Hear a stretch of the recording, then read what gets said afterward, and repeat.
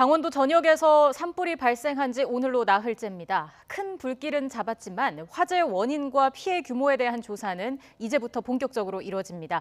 자세한 내용 이영주 서울시립대 소방방재학과 교수 그리고 백성문 변호사와 짚어보겠습니다. 두 분 안녕하십니까? 네, 안녕하세요. 네, 그야말로 역대급이라 불린 이번 강원 산불 인명피해는 물론이고 큰 재산상의 피해가 발생했습니다. 피해 주민들의 이야기 먼저 들어보고 이야기 이어가 보도록 하겠습니다. 우리 집사람하고 둘이 있었는데 애들은 이제 시내 아파트 살고 그러니까 애들이 빨리 나오라니까 뭐 바로 나갔지 뭐 어떻게 할 수가 없더라고. 한 새벽 1시경에 뉴스 보고 대기하고 있는데 또 시에서도 연락이 오고 보호자들도 연락 오고 해서 저희들 전 직원들 다 동원해서 어르신들 업고 휠체어 태우고 해서 막 부랴부랴 여기 이동했어요. 저가 25년 동안 항상 기억했던 소리들이 엄청나게 많거든요. 근데 그 컴퓨터 외장하드 보드 컴퓨터가 이 안에 있던 것이 순식간 때문에 하나도 못 건지고 자료가 아무것도 없어요. 생계장치 완전 아웃됐죠. 뭐지 다시 이거 어떻게 시작해야 될지 모르겠어요. 지금 상태에서. 얼마나 황망하실까 이런 생각이 드는데 지금까지 드러난 피해 상황을 좀 정리해 주실까요? 지금 말씀 그대로 거의 역대급 산불 피해 상황인데요. 일단 산림이 530헥타르입니다. 네. 530헥타르라고 하면 이게 어느 정도 규모인지 어떻게 와닿지 않을 텐데 그렇죠. 대략 축구장 700개가 넘는 면적이니까요. 네. 어마어마하게 많은 면적이고요. 뭐 창고 77채, 관광세트장 158동, 뭐 이렇게 기타 보여드리는 것처럼 뭐 이재민 770여 원까지 발생할 정도로 네. 이제 엄청나게 말 그대로 잿더미로 변해버린 상황인데 그래서 일각에서는 지금 현재 이제 피해를 보고 있는 뭐 이재민 분들도 그렇지만 네. 지금 현재 그 상황을 다시 원상복구하는데도 뭐 20-30년 이상의 시간이 걸린다고 하고요. 정말 거의 재건 수준의 지원이 필요할 정도로 피해 규모가 엄청나게 큰 것 같습니다. 예, 교수님 지금까지 밝혀진 화재 원인은 어떻게 추정할 수 있을까요? 예, 지금 이번 주에 발생했던 강원도 지역의 화재가 크게 세 군데로 나눠질 수가 있는데요. 네. 그 중에서 원인이 명확한 이제 고성 쪽 같은 경우는 실제로 이제 이 개폐기에서 발생한 이 화재 불꽃 이런 것들이 이 자동차의 CCTV라든지 이런 블랙박스에 찍히면서 네. 대부분 어느 정도 확인이 됐는데요. 그 외에 산불 같은 경우는 대부분 이런 부분들이 사실은 조사를 하더라도 명확하게 원인을 규명하기가 좀 어려운 경우들이 많이 있습니다. 다만 이제 이번에 옥계면의 산불 같은 경우에는 산 쪽에 있었던 이제 작은 신당 쪽에서 화재가 발화된 걸로 이렇게 추정을 하고 있는데요. 네. 이것도 사실은 그 신당 쪽에 상당히 이제 이 화재가 난 이런 흔적들이 굉장히 강하기 때문에 추정을 하고 있을 뿐이지만 그쪽에서 발생해서 실제로 전체적으로 확대가 됐다라는 이런 인과관계 예. 이런 부분들을 확인하기에는 조금 부족한 부분들이 있어서 추가적인 조사들이 필요한데요. 그래서 대부분들은 이런 산불 같은 경우에 목격자가 있거나 그런 상황들을 직접 확인한 경우에만 이 원인이 명확하게 규명되지 네. 대부분은 이런 부분들이 나중에는 추정이라든지 또 원인 미상이라든지 이렇게 구분되는 경우들이 좀 많이 있습니다. 근데 이렇게까지 피해가 커지는 원인으로 침엽수림이 지목되지 않습니까? 예. 수종이 이렇게 불길이 크게 확산하는데 어느 정도 영향을 미치는 건가요? 실제로 이제 침엽수림이 많은 경우에는요, 화재가 발생할 가능성도 높고 발생했을 때 빠르게 확산될 가능성 두 가지 측면이 다 있는데요. 네. 대부분 이제 이런 침엽수림 같은 경우에 송진이라든지 여기에 발생한 여러 가지 휘발성 물질 등 이런 것들이 사소한 이런 불티라든지 혹은 또 심지어는 정전기 같은 것에서도 이제 화재가 이제 착화가 되기도 하거든요. 네. 이런 경우에 실제로 이제 화재를 잘 붙게 하는 최초의 발화 원인으로서 작용하는 부분들도 있고요. 또 한 번 불이 붙은 다음에는 굉장히 이런 것들이 고열량의 가연물로서 굉장히 존재를 많이 하기 때문에요. 네. 일반적으로 화력수림보다는 침엽수림이 화재가 발생했을 때 그런 피해 위험성 또 확산 위험성 더 높은 것으로 이렇게 확인되고 있습니다. 예. 자, 구체적으로 좀 얘기를 나눠보도록 하겠습니다. 고성 속초 산불은 전신주 개폐기 부근에서 산불이 시작이 됐다 이런 말씀을 전해드렸는데 하지만 한전 측은 개폐기가 화재 원인이 될 수 없다고 보고 있습니다. 관련 내용을 먼저 들어보고 오겠습니다. 스파크가 갑자기 막 펑하는 소리가 이제 막 터지면서 변전기 같은 거 같았었는데 터지면서 이제 불이 나기 시작해가지고 처음에 이제 119에 바로 신고를 했고요. 젖쇠하고 전선하면 전기가 흘러버린다는 얘기죠. 근데 그 닿는 순간 아까 동영상 보셨잖아요. 네. 그 불꽃이 피면 그 불꽃에 의해서 이제 밑으로 이제 불이 붙어버린 거죠.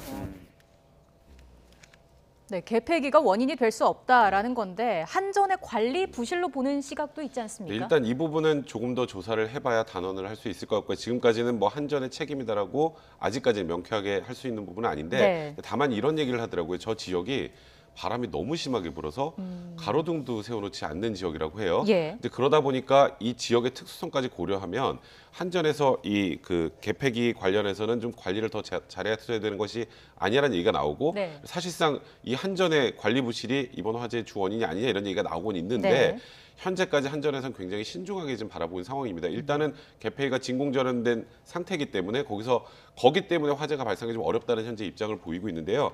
일단 이 부분은 뭐 국가수에서 정밀 감식을 해서 그 부분 여부를 확인을 해봐야 되는데 일단은 지금 피해를 보고 계신 시민분들이나 그리고 또 지자체에서는 한전 측에서 지금 이재민도 굉장히 많이 나온 상황 아니겠습니까? 또 피해도 어마어마하고요. 그러니까 한전 측에서도 좀 정부와 협조해서 전향적으로 피해 보상에 좀 나서는 게 어떻겠느냐 그런 얘기도 좀 나오는 상황입니다. 일단 조사가 계속해서 이루어져야 하는 상황인데 그럼 해당 개폐기 전신주를 관리한 네. 직원에 대해서는 형사처벌을 물을 수 있는 건가요? 그러니까 일단은 그건 전제가 돼야 할 것은 이 개폐기를 제대로 관리하지 않아서 이게 화재가 났다는 부분이 확인이 돼야 되는 그렇죠. 건데 역시 뭐 이 부분은 고의로 하진 않았을 테니까 네. 대부분 살림이 많은 살림 방화죄 같은 경우나 아니면 살림 실화죄 같은 경우는 일반 그 방화죄나 실화죄에서 좀 중하게 처벌합니다. 왜냐하면 이번에 보시면 아시겠지만 일반 뭐 방화나 실화의 피해보다는 어마어마하게 크죠. 그래서 만약에 그 개폐기를 관리하는 직원의 과실이 있었다라고 하면 네. 그렇다면 이제 살림 실화죄라고 해서 3년여의 징역형이나 1,500만 원의 벌금형이 처해질 수도 있는 예. 그런 사안입니다.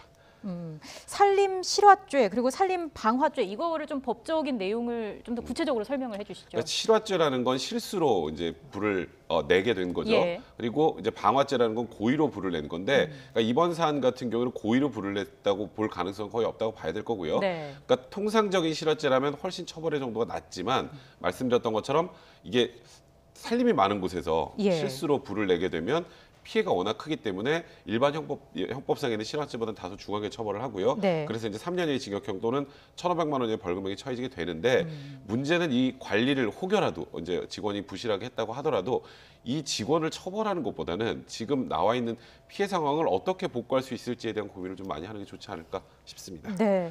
자, 강풍이 불을 더 키운 상황입니다. 설사 특정한 대상 때문에 불이 났다고 하더라도 강풍, 천재지변이기 때문에 이렇게 강풍으로 인해서 불이 번진 것까지 다 책임을 져야 하는 것인가 이런 문제도 있지 않습니까? 예, 그러니까 이런 부분들이 사실 직접적인 1차적인 피해에 대한 보상, 그리고 네. 또 2차적인, 3차적인 피해 보상 이런 부분들을 과연 어느 선까지 명확하게 구분을 할 수 있느냐라는 부분들이 있고요. 네. 또 원인이 사실은 어떤 누군가에게 원인이 책임이 있다 하더라도 이런 부분 이후에 확대 과정에서 이런 부분들에 발생한 책임까지 원인 제공자에게 전부 다 물을 수 있는 이런 부분들을 좀 나눠서 생각해야 될 필요가 있거든요. 근데 사실 이번과 같은 대형 산불로 인한 이런 이제 손해배상이라든지 이런 부분들은 아직까지 좀 더 적극적으로 이루어진 부분들이 없다 보니까 예. 사실 이러한 부분들도 상당히 좀 만약에 소송이 진행돼서 피해 보상에 관련된 부분이 쟁점화된다면 상당히 논란이 될 것으로 생각이 되거든요. 다만 이제 민사 소송 같은 경우에 최근에 이제 건축물에서 대형 건축물에서의 화재 이런 부분들에서 이제 민사 소송들이 상당히 많이 일어나는데요. 네. 이런 경우에도 사실은 피해에 대한 부분들을 보상하기 위해서는 명확한 책임 관계 또 그다음에 그런 책임에서 있어서의 실제로 이제 이 원인 제공자의 어떤 귀책 사유라는 이런 부분들이 좀 명확하게 입증이 돼야 되는 그런 상황들이거든요. 그래서 이렇게 확대 과정에서 어느 정도 이런 부분들이 기여가 됐느냐라는 부분들을 조금 더 면밀하게 들여다보면서 이런 부분들이 이제 조정이 될 것으로 보입니다. 예, 화재 발생과 화재를 더 키운 것 이걸 법적으로 나누어 볼 수 있는 거겠죠. 사실 이게 굉장히 나중에 이제 배상이나 보상 범위를 결정할 때 이 부분이 굉장히 중요한 거거든요. 네. 그러니까 불을 내는 실수는 할 수 있지만 그걸로 인해서 번진 모든 것을 그 첫 번째 그 발화 원인을 제공한 사람에게 다 씌우는 것도 사실 좀 가혹한 측면이 분명히 네. 있잖아요. 그리고 또 문제는 뭐 인과관계 입증 부분도 있을 것이고요. 그리고 이게 강풍을 동반한 어쨌건 자연현상 때문에 이게 더 많이 번졌다면 이걸 모두 한 사람의 책임으로 몰 수 있을지 그는 조금 전에 말씀하셨던 것처럼 이거는 사실 재판 과정에서 굉장히 중요하게 쟁점이 될 거고요. 네. 사실 이번 사안은 만약에 이제 과실 여부들이 다투어지면서 그 과실의 책임 있는 예를 들어서 한전 같은 데가 이제 만약에 들어오게 된다면 네. 이게 전향적으로 한전 측에서 무언가 배상이나 보상을 내놓지 않고 소송을 하게 되면 이건 정말 수도 없이 오래 걸립니다. 몇 년 정도 걸릴 것이고요. 그럼 지금 피해를 보고 있는 이 지금 현재 시민들이나 분들 같은 경우에는 사실상 지금 뭐 피해 회복을 하기가 너무 어려운 상황이 되지 않겠습니까? 네. 소송을 한다면. 그래서 제가 아까 말씀드렸던 것처럼 일단은 원인 정도가 어느 정도 이제 규명이 다 된다면 그때는 뭐 지금 정부도 특별재난지역으로 선포를 한 상태고요. 네. 정부뿐만 아니라 화재 원인 제공자, 그 원인 제공이 예를 들어서 한전 같은 곳이라면 전향적으로 주민들의 피해 회복을 위해서 어떻게 대책을 내올지 선제적인 대응을 좀 마련해 주는 것이 좋지 않을까. 이걸 정말 말 그대로 책임 여부를 가리기 위한 소송으로 가면 네. 사실 저 지역에 피해를 본 분들은 정말 피폐해질 수밖에 없는 그런 상황입니다. 예. 또 다른 측면에서 보면은 과거 낙산사 화재 사고 때도 그렇고요. 강원 지역의 이맘때 대형 산불이 많이 발생하지 않았습니까? 예, 맞습니다. 실제적으로 이제 이 뭐 강원도 지역 같은 경우는 워낙 그동안에 대형 산불들도 많이 발생했고요. 네. 또 크고 작은 뭐 이런 산불들 뭐 이런 것들은 충분히 누구나 이런 이때쯤이면 주의를 해야 된다. 또 이런 발생할 수 있다는 것들을 예측했을 텐데요. 네. 다만 이제 이러한 부분들이 충분히 예견된다 하더라도 이를테면 자연재해 특성상 이런 것들을 100% 막을 수 있었는데 놓쳤다라고 보기는 좀 어렵습니다. 예. 물론 대부분의 산불이 많은 비중, 그 원인이 대부분 이제 실화, 사람들의 실수에 의한 이런 부주의에 의한 화재가 많지만 또 자연적으로 발생하는 경우들도 많이 있거든요. 네. 그러니까 이런 것들을 실제로 반복됐을 때 과연 왜 미리 못 막았느냐라고 이렇게 이제 얘기하기엔 굉장히 어렵고요. 다만 이제 산불이 계속 자주 발생하는 시기에 이런 예방 활동, 그다음에 대비라든지 대응에 관련된 부분들을 체계화해서 피해를 좀 더 줄일 수 있는, 피해를 최소화하는 이런 쪽에 관련된 부분들이 어느 정도 잘 갖춰졌느냐 이런 부분들을 좀 판단을 할 수 있을 것 같은데요. 예. 이번 산불 같은 경우에는 야간에 발생해서 야간에 급속하게 확산되는 부분들에 적극적인 대응을 하는 데는 한계가 있었지만 이튿날 아침부터 적극적인 어떤 이런 진압이라든지 또 대응, 또 구호 여러 가지 것들이 이제 종합적으로 이루어지면서 굉장히 산불의 진압 측은 또 피해 상황 대비해서는 굉장히 하루 만에 거의 대부분 이런 진압들이 완료가 된 그런 상황이거든요. 네. 그런 관점에서 본다면은 피해 최소화 또 이런 대비 대응이라든지 이런 수습이라든지 관점에서는 상당히 잘 대응이 된 그런 사례로 볼 수 있겠다 말씀드리겠습니다. 말씀해 주신 것처럼 산불이 자연적으로 발생하는 경우도 많기 때문에 네. 예방하는 게 그만큼 중요하다라고 해주셨는데 네. 뭐 예를 들어서 어떤 게 있을까요? 이를테면 이제 가장 많이 되는 것도 이제 봄철 같은 경우는 행락객들이 굉장히 많아지죠. 이제 산을 네. 찾으시는 분도 많다 보니까 이렇게 알게 모르게 이런 부분들의 화기를 사용해서 산불을 유발하는 경우, 뭐 최근에는 이제 입산을 하실 때 아예 이런 이제 나이타라든지 개인 화기 같은 것들은 아예 못 가져가게 함에도 불구하고 일부 아직까지 이런 부분들을 가지고 가셔서 화재를 유발하는 경우들도 있고요. 네. 또 이를테면 이제 봄이 되면서 농번기가 이제 다가오면서 이를테면 논두렁이나 밭두렁을 태운다든지 또 농촌 같은 데서는 또 쓰레기를 모아서 외부에서 소각하는 이런 행위들 이런 것들이 이제 화재로 산 속으로 불티가 날아간다거나 이래서 이제 화재가 발생하는 경우들이 있거든요. 그래서 네. 이러한 행위에 관련된 부분들은 충분히 예방이라든지 계도를 통해서 막을 수가 있고요. 다만 이제 이런 경우들이 있습니다. 실제로 이제 산 속에서 산불이 나는 경우 중에 굉장히 이례적이긴 하지만 나무가 굉장히 너무 빽빽한 경우에 나무끼리의 마찰 같은 경우에도 예. 실제로 이제 굉장히 건조한 상황에서 불이 발생하는 경우들도 있고요. 그렇죠. 또 심지어는 이제 뭐 이를테면 물방울 같은 것들이 이제 이 렌즈, 볼록 렌즈의 역할을 해서 빛이 모아지면서 열이 발생해서 또 화재가 나는 네. 이런 다양한 경우들이 있거든요. 그래서 이러한 부분들까지 다 예방하기에는 사실상 현실적으로 한계가 있기 때문에 인위적인 측면의 어떤 문제점 이런 부분들에 대해서는 예방을 좀 더 철저히 할 필요는 있겠다라고 말씀드립니다. 예. 계속해서 산불이 봄철에 반복이 돼 왔습니다. 손해배상이 어떻게 이루어지는지 좀 해외 사례와 비교를 해봤으면 좋겠는데 외국의 경우는 어떤가요? 뭐 외국의 사례 같은 경우는 뭐 가장 대표적인 게 이제 우리가 많이 알고 있는 캘리포니아 화재 이런 것도 많이 이제 들어보셨잖아요. 예. 이런 경우에 지금 작년 2017년도에 캘리포니아 산불이 났었는데요. 그 당시에 이제 퍼시픽 가스 앤 일렉트릭이라고 하는 이 지역에 전기와 가스를 공급하는 에너지 회사가 있습니다. 여기 같은 경우에 실제적으로 이런 부분들이 이 당시에도 강풍에 의해서 전선이 탈락이 되면서 화재의 직접적인 원인으로 이렇게 밝혀졌는데요. 네. 그래서 여기에 지금 최근 올해 들어서 이 배상액이 105억 달러, 그러니까 우리나라 돈은 약 11조 8천억 정도 이렇게 배상액이 돼 있고요. 네. 또 민사랑 관련된 소송까지 포함을 한다 그러면 최소 3천억 달러에 이르는 이런 배상 금액을 이를테면 지불해야 될 이런 상황이라서 최근에 이제 CEO도 지금 이제 사퇴를 했고 지금 파산보호 신청을 좀 한 상태입니다. 그래서 네. 이런 것들을 보면은 사실은 우리나라랑은 좀 더 다르게 포괄적인 개념에서의 원인에 대한 책임을 묻고 그런 것들을 배상할 수 있는 이런 체계를 갖추고 있는데요. 우리나라 같은 경우는 상대적으로 이러한 부분들의 포괄적인 어떤 책임을 묻는 부분에 대해서 상당히 좀 아직까지는 소극적이어서 이번 화재에 관련된 부분들도 사실 배상 과정에서 과연 이런 부분들의 사회적 책임이나 포괄적 책임을 어느 정도까지 비중을 두고 이런 부분들의 책임을 물을 것인가라는 부분들이 조금 더 들여다볼 필요가 있겠습니다. 예. 변호사님, 우리나라의 경우에는 손해배상액이 어느 정도로 규정이 돼 있는 건가요? 사실 우리나라에도 그 어떻게 특정하게 규정이 돼 있다보다 조금 전에 교수님 말씀하셨던 것처럼 우리나라는 이제 화재가 나서 피해를 보면 개별적으로 피해를 입은 사람이 다 소송을 제기해야 돼요. 그러니까 지금 여기에 집단 소송 얘기가 나오고 있지 않습니까? 집단 소송이라는 게 우리도 그럼 원고 여러 명 참여하면 그 집단 소송 아닌가 생각하실 텐데 미국은 쉽게 말해서 이제 대표자 한 명이 소송을 하면 동일한 피해를 입은 사람에게 모든 이 배상액이 책임에 관련돼서 다 인정이 되는 상황이 되기 때문에 소송이 훨씬 간명하죠. 근데 예를 들어서 이번 상황 같은 경우 이론적으로 이번에 피해를 입은 분들이 한 명 개별적으로 다 소송을 제기해야 되고요. 모아서 하더라도. 그리고 피해를 입은 현황 자체가 다 다르고요. 그리고 이 인과관계 부분에 대한 판단도 다 개별적으로 다를 수밖에 없어요. 그러니까 우리나라에선 이걸 개별적으로 소송을 통해서 진행하기에는 사실상 어느 정도 한계가 있을 거고요. 미국처럼 무슨 11조니 무슨 30조니 이런 정도의 배상이 나오는 건 현실적으로 불가능한 상황이기 때문에 그래서 제가 아까 말씀드렸던 것처럼 일단 추후에 손해를 통해서 배상을 하는 것도 중요하겠지만 지금 정부나 이 원인 제공자 차원에서 어떤 이제 이주민들이나 피해를 입은 분들에 대한 대책을 마련할지가 중요한데 그래서 임야 같은 경우는 거의 보험에 가입되어 있지 않기 때문에 보험을 통해서도 해결이 안 되고요. 뭐 자동차나 이런 것들은 화재보험 가입하신 분들이 있으면 어느 정도 보험을 통해서도 배상을 받을 수 있겠지만 지금 그 부분은 굉장히 미약한 상황이라 사실 이번 상황은 이 정도의 아까 제 말씀 재건 정도의 수준의 지원이 필요하다고 말씀드리지 않았습니까? 피해를 봤을 때 정부의 이제 전향적인 그런 대응 방안이 어찌 보면 더 중요하다 봐야 될 것 같습니다. 피해가 이렇게 확산되면서 정부도 특별 재난구역으로 지정을 했습니다. 이낙연 총리의 발언 먼저 들어보겠습니다. 첫째는 잔불 정리와 뒷불 감시입니다. 이것은 현지에서 차질 없이 해주시기 바랍니다. 둘째는 이재민 돕기입니다.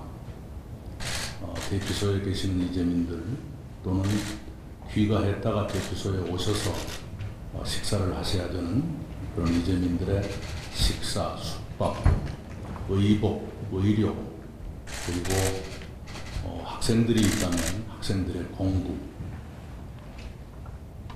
대피소에 계시더라도 농업 같은 시급한 생업이 필요하고 또 가능하신 분들이 계실 겁니다. 이런 분들에 대한 지원이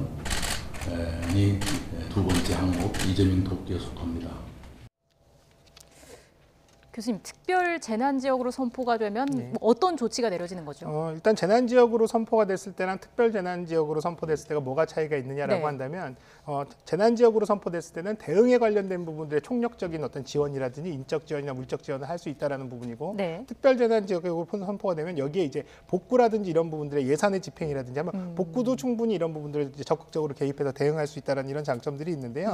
그래서 이제 여기 같은 경우 5개 시도 관련된 부분들은 지금 특별 재난 구역으로 선포를 했는데요. 이러한 경우에는 여기 이제 재난구역에 선포했을 때 이제 이를테면 재난대책에 관련된 비용들을 우선적으로 투입하고 또 관련된 예산들을 여기에 집중해서 이 복구라든지 이런 부분들 사용할 수 있게 돼 있는데요. 지금 현재 가장 대표적인 것들은 이제 세제 지원 또 이런 것들의 공과금 같은 것들을 다 밀어줄 수도 있고 면제해 줄 수도 있고요. 또 이분들의 이제 생활에 대한 지원 비용들도 다 이제 지급을 할 수가 있습니다. 그래서 지금 현재 지금 목적서 예비비로 지금 확보하고 있는 한 1조 8천억 원 정도도 이쪽을 위해서 바로 사용할 수가 있고요. 또 각 부처별로 가지고 있는 이런 재난에 관련된 또 기금들이 있거든요. 적게는 수백억에서 천억 단위 이상 되는 이런 기금들도 투입을 해서 이쪽에 이 복구에 직접적으로 사용할 수 있는 이런 체계를 갖추고 있습니다. 이 지원이 집 외형에 대한 지원인 건가요?